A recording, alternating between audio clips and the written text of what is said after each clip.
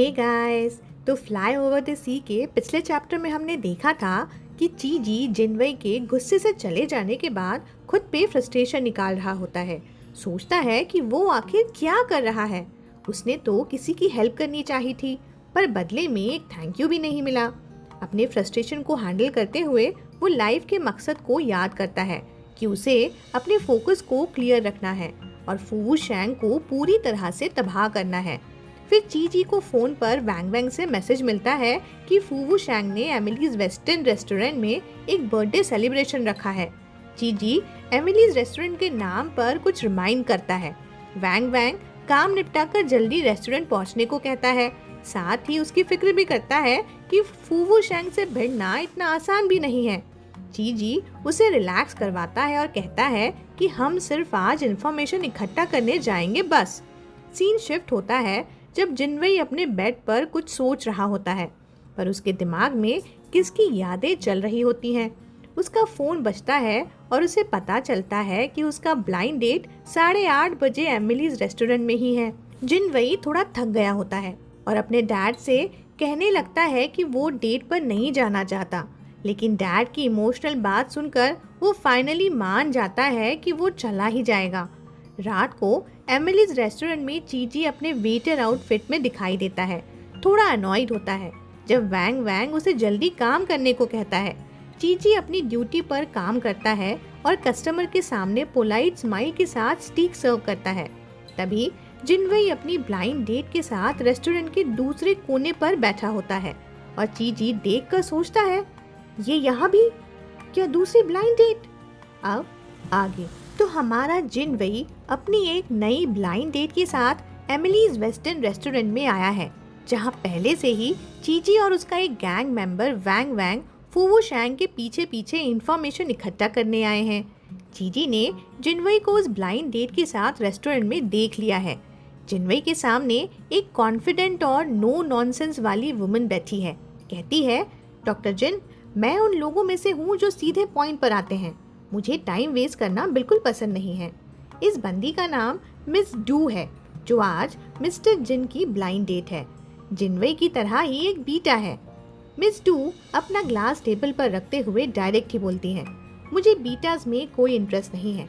अगर family pressure ना होता तो मैं आज यहाँ आती भी नहीं। जिनवई उस बंदी की तरफ देखते हुए थोड़ा क्यूरियोसिटी से पूछता है, तो क्या मिस डू को ओमेगास पसंद है? मिस डू एक काम सा सिप लेती है वाइन का। आंखें थोड़ी सी नैरो करते हुए कॉन्फिडेंस से बोलती है, नहीं, मुझे अल्फाज पसंद है। ओहो, सैसी वुमन है ये। जिनवई थोड़ा नजरें चुराते हुए थॉटफुली बोलता है, लेकिन अगर एक बीटा किसी अल्फा के साथ हो तो। इस पर बंदी सीधा उठकर खड़ी ही हो जाती है।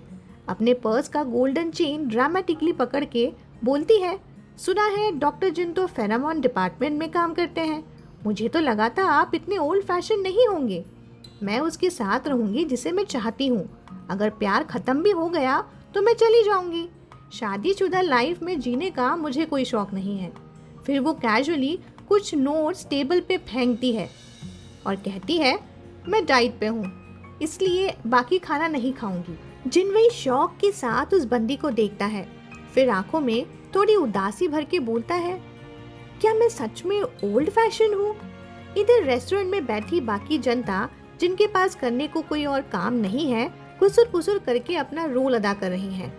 दूर से एक वेट्रेस अपनी सहेली से गॉसिप करते हुए कहती है, अरे सुना ना, वो लड़का अभी डंप हुआ क्या, या उसे प्रपोज किया और रिजेक्ट हो गया।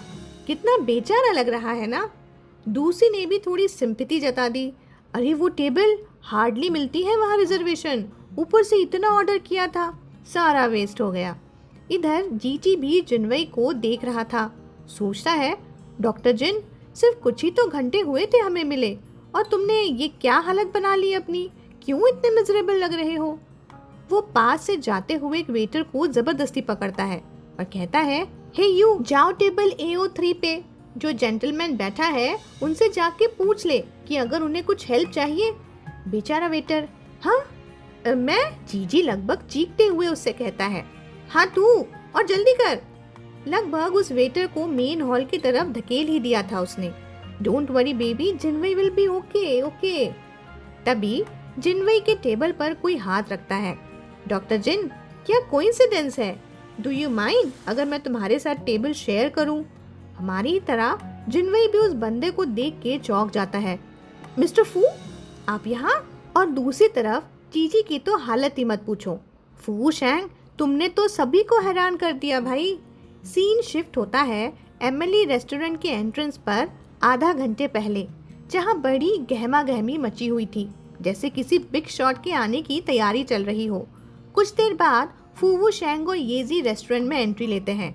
येजी, जो फूवू शैंग को किसी कोला की तरह चिपका हुआ था, कहता है, आज मेरा बर्थडे है तो अंकल आज पूरा टाइम मेरे ही साथ रहेंगे ना? फूवू शैंग कुछ कहता नहीं, पर उसके चेहरे का एक्सप्रेशन कुछ कॉम्प्लिकेटेड सा है।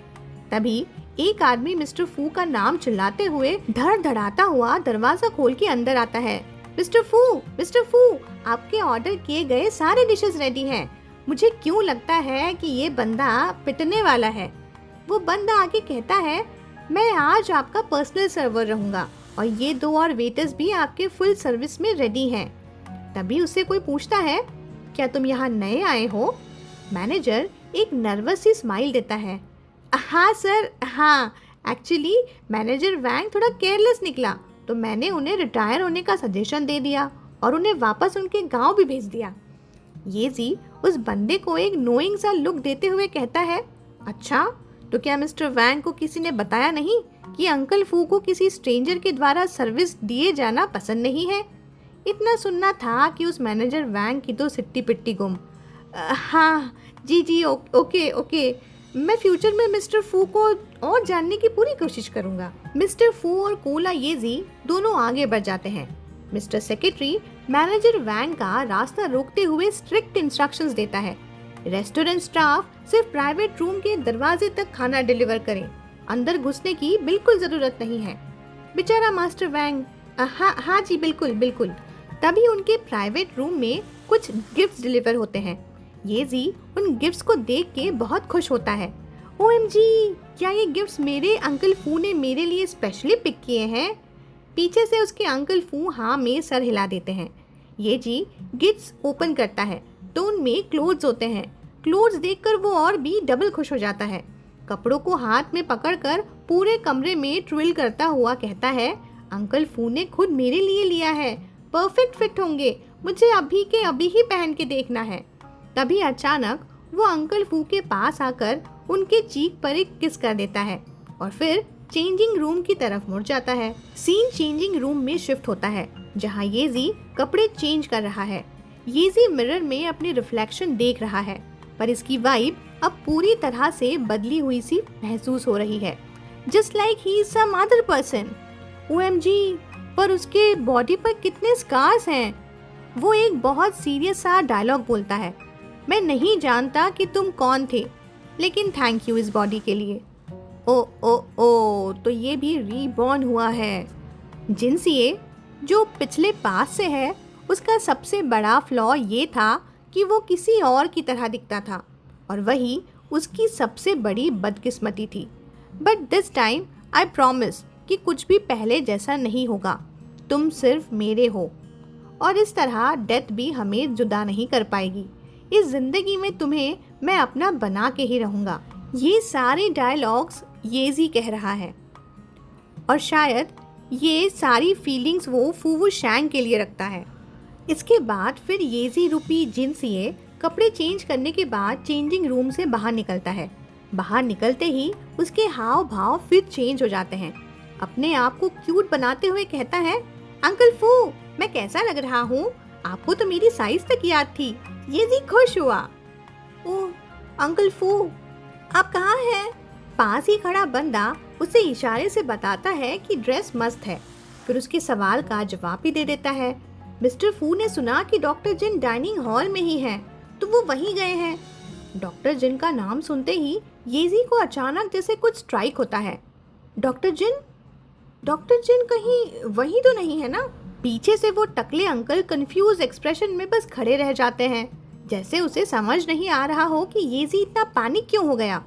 और वो बालकनी की रेलिंग के पास जाके नीचे झांक कर देखता है और नीचे देखकर हैरान रह जाता है। नीचे उसे उसके अंकल फू डॉक्टर जिन के साथ डाइन करते हुए दिखाई देते हैं। डॉक्टर जिन को देखकर येजी का सस्पिशन सही साबित होता है कि ये सच में वही आदमी है। पर फिर वो कहता है, क्यों, ये फिर से क्यों? ओ बट इसके चेहरे का एक्सप्रेशन बिल्कुल विलन जैसा विकेड है। श्योर है कि कुछ अच्छे विचार तो चल नहीं रहे होंगे इसके दिमाग में।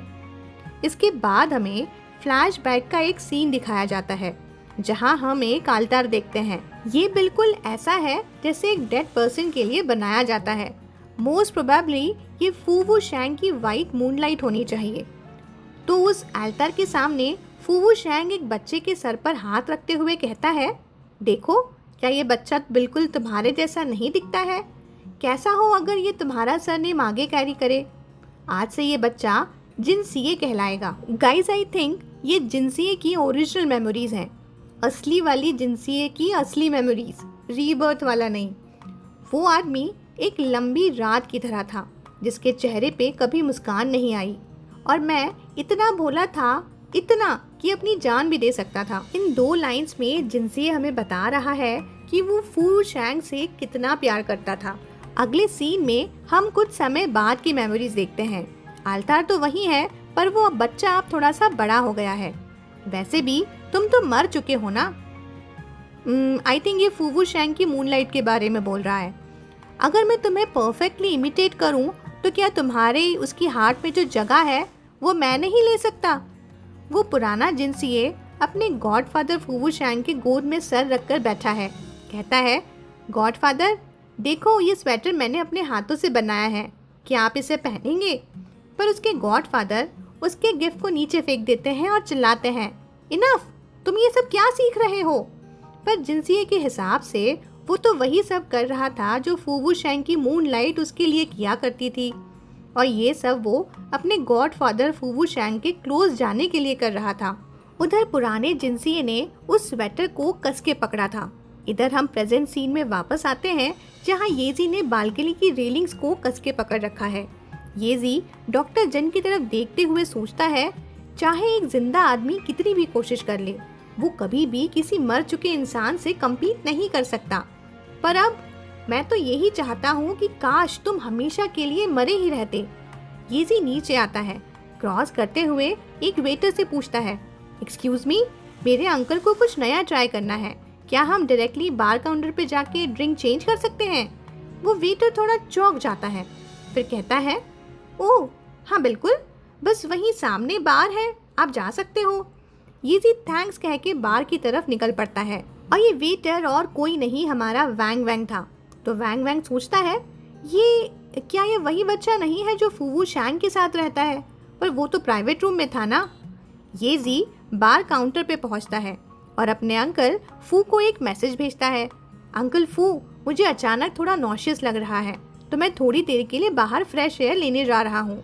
तभी बार टेंडर उससे पूछता है, सर कुछ चाहिए हो तो बताइए, मैं हेल्प कर सकता हूँ। येजी मोबाइल पर टाइप करते करते ही बार टेंडर को जवाब देता है, टेबल AO3 कह रहा है, क्या आपके पास कोई नट फ्लेवर्ड ड्रिंक्स हैं? बार टेंडर बेचारा अंदर से कंफ्यूज, AO3? ओह वो तो मिस्टर फू का टेबल है ना। फिर बार टेंडर मस्का लगाने वाले अंदाज में बोलना शुरू करता है, सर बताइए आपको क्या चाहिए, पिस्ताचियो रम, स्मोक्ड वॉलनट मिस्की, या हमारा special peanut butter cocktail fortunate peanut? Young master को क्या पसंद आएगा? येजी कंफ्यूज हो गया, वेट, तुमने मुझे यंग मास्टर बुलाया? बार टेंडर मस्का लगाना कंटिन्यू रखता है, आप मिस्टर फू के गॉडसन है ना, वो तो हमारे VIP गेस्ट हैं और वो यहाँ सिर्फ अपने फैमिली के लोगों के साथ ही आते हैं। येजी प्राउडली स्माइल करते हुए कहता है, हाँ हाँ बिल्कुल सही कहा तुमने। फिर वो इन्फॉर्मेशन निकालने के लिए बार टेंडर से पूछता है, तो तुम्हें पता है कौन है जो वो अभी मिस्टर गॉडफादर के साथ डिनर कर रहा है? बार टेंडर कुछ सोचते हुए जवाब देता है, पहचाना तो नहीं, लेकिन अगर मिस्टर फू खुद उसके साथ बैठे हैं तो जरूर कोई बहुत स्पेशल होगा उनके लिए। इस पर येजी एक अजीब सा स्मिर्क देते हुए कहता है, अगर वो इतना स्पेशल है तो चलो उनके लिए ये वाला ड्रिंक भेजते हैं। हे गाइस, तो आज का एपिसोड कैसे लगा कमेंट करके ज़रूर बताइएगा। सच बोलूँ तो मुझे बहुत कॉम्प्लिकेटेड लगा।